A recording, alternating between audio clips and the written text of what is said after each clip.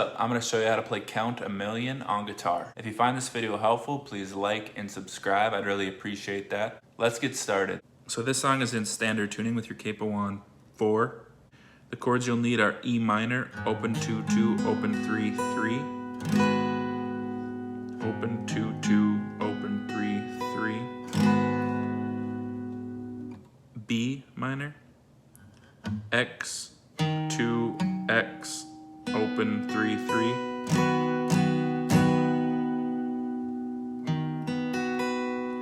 C, X 3-2, open 3-3, and G, 3-2, open 3-3. So a lot of songs are played like this.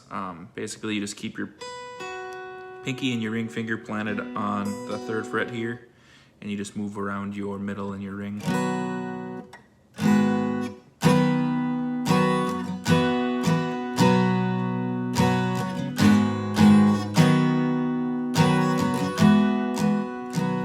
So I guess the only maybe weird chord for you would be this B. I call it a B minor, I don't really know. It's probably just a B something.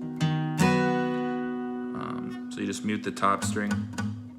Really emphasize your 2nd fret with your pointer finger here. Then you can mute this 3rd string here with the other one's ring. So